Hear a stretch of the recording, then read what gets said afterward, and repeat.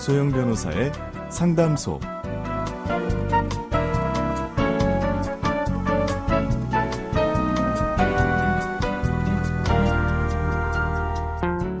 상담소를 찾아주신 여러분 환영합니다. 저는 스페셜 DJ 안미연 변호사입니다. A씨는 지난해 분실된 체크카드를 줍게 됩니다. 그리고 약 5개월간 무단으로 사용을 했는데요. A씨는 타인의 체크카드를 총 1,582회에 걸쳐 약 600만 원을 사용했습니다. 결국 점유이탈물 횡령 등의 혐의로 재판에 넘겨진 A씨. 어떤 처벌을 받게 되었을까요? 법무법인 승인 안미연 변호사입니다. 재판부는 A씨에게 징역 8개월의 실형을 선고했습니다. 이렇게 타인 명의의 체크카드를 주워서 썼다가 재판에서 실형 선고를 받는 일이 빈번하게 발생하고 있는데요. 일반 분실물과 달리 카드는 습득해서 무단으로 사용할 경우 최소 3개 이상의 범죄 혐의가 한꺼번에 적용되는 경우가 많기 때문입니다. 타인의 물건을 주워서 내 것처럼 사용했다면 점유이탈물 횡령에 그치겠지만 A씨에게는 점유이탈물 횡령뿐 아니라 사기, 그리고 여신 전문 금융업법 위반 혐의도 적용이 됐습니다. A씨가 체크카드를 마치 내 것인 것처럼 행세해서 결제를 하게 되면 여신 전문 금융업법 70조 1항에 반하게 되고요. 그리고 A씨가 교통카드 전용의 체크카드를 사용을 한 행위에 대해서는 컴퓨터 등 사용사기 혐의가 적용이 됩니다. 컴퓨터 등 사용사기죄는 정보처리 장치의 허위의 정보 또는 부정한 명령을 입력해서 재산상 이득을 취득했을 때 적용되는 형법상 범죄인데요. 분실카드를 교통카드용으로 사용할 뿐만 아니라 무인 자판기에서도 사용했을 때도 이 법이 적용이 됩니다.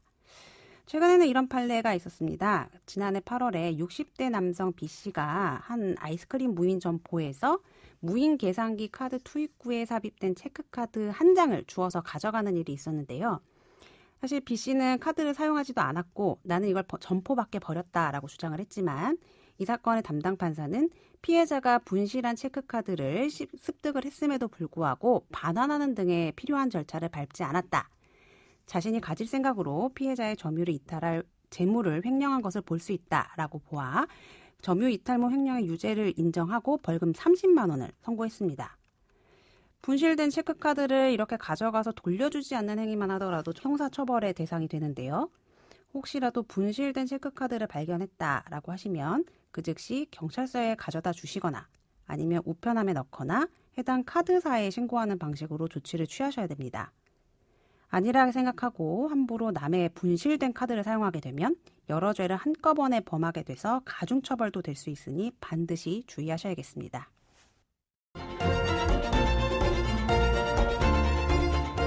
화나고 답답하고 억울한 당신의 법률 고민 함께 풀어볼게요. 오늘은 김하영 변호사님과 함께합니다. 변호사님 안녕하세요. 네, 안녕하세요. 오늘 준비된 사연부터 만나보고 이야기 나눠보겠습니다.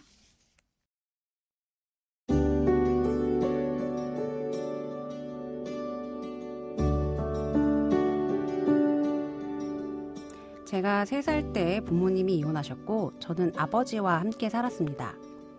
어머니와는 너무 어릴 때 헤어진 터라 얼굴조차 기억나지 않았고 소식도 듣지 못했죠. 제가 고등학교 1학년 무렵에는 아버지의 사업이 어려워졌습니다. 아버지는 사업을 어떻게든 일으켜보려고 애쓰셨지만 은행과 사채까지 많은 빚만 안게 되었습니다. 이런 상황에서 아버지가 갑자기 돌아가셨습니다. 고등학교를 졸업한 저는 아버지가 남긴 엄청난 빚을 끝없이 갚아가는 중입니다.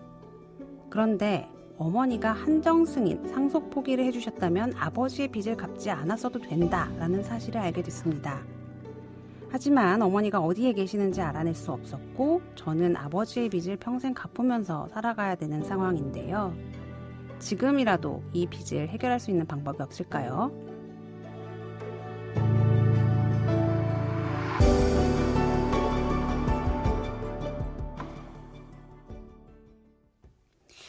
아버지가 돌아가시고 나서 미성년자였던 사연자가 아버지 빚을 이제 고스란히 안게 된 사례인데 너무 안타깝습니다. 네. 지금 빚이 이렇게 대물림될 수밖에 없는 구조인가요?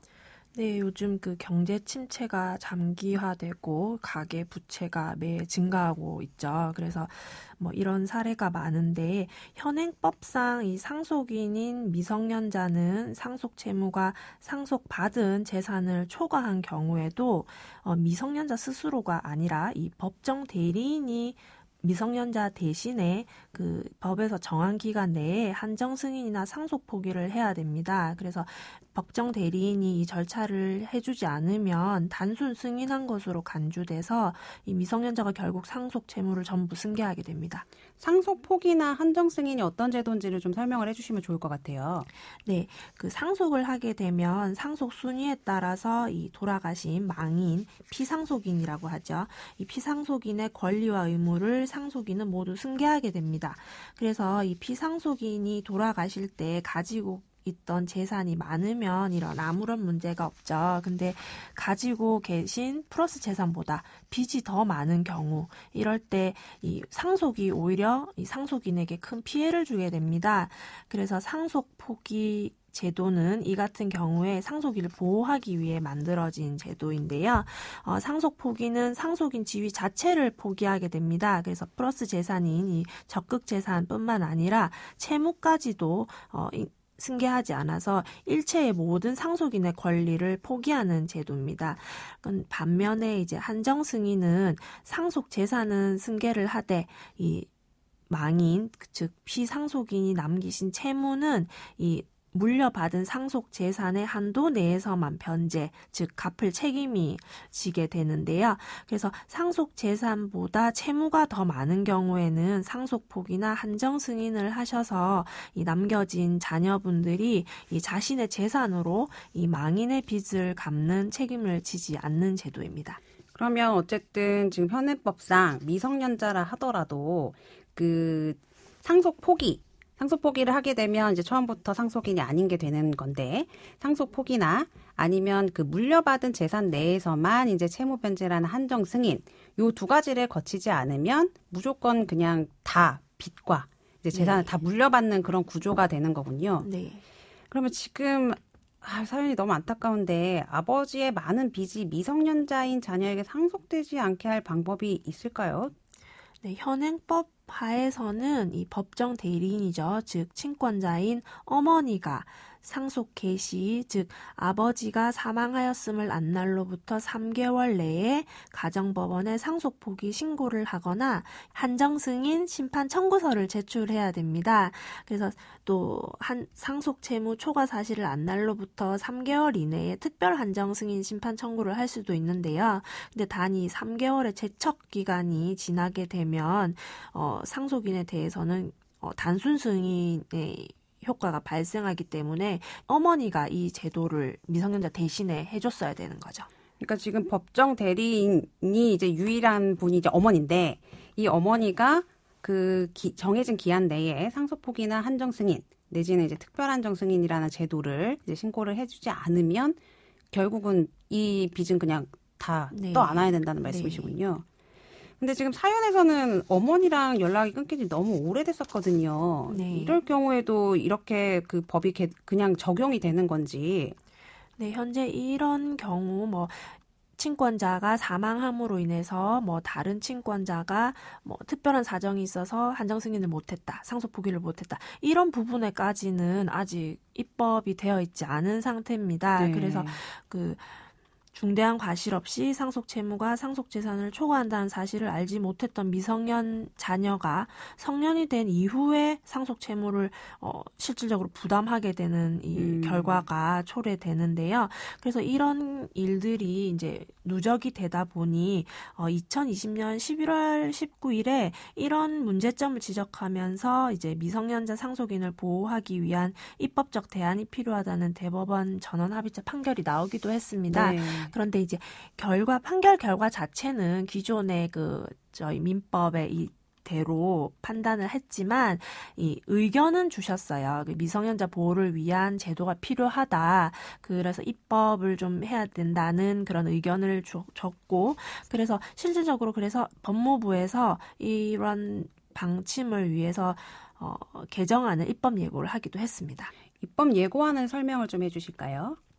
네, 이런 문제, 즉 이 빚 대물림 방지를 위해서 법무부는 지난 4월 5일 미성년자가 성년이 된 이후 한정 승인을 할 수 있는 기회를 부여하는 내용의 민법 개정안을 입법 예고를 했습니다. 그러니까 법정 대리인이 그 한정 승인이나 상속 포기 등 절차를 거치지 못한 경우에도 미성년이 성년이 돼서 네. 결정할 수 있는 그 권한이 있을 때 그때 이제 한정 승인이나 상속 포기를 할 수 있게 해주자라는 취지군요. 네, 맞습니다. 그래서 개정안은 이 성년이 된 이후 상속 채무가 상속 재산을 초과하는 사실을 안 날로부터 6개월 내에 한정 승인을 할 수 있도록 그런 내용을 넣었고요. 또 부칙으로 개정법 시행 전에 상속이 개시된 경우에도 신설 규정에 따른 한정 승인을 할 수 있는 그런 부칙도 신설을 했습니다. 네. 그러면 지금 사연자의 경우에는 이 법이 시행이 되면 그 부칙, 지금 입법 예고안에 둔 부칙이 시행 전에 상속이 개시된 경우에도 이제 그 조항에 따라서 한정 승인을 할 수 있도록 하자.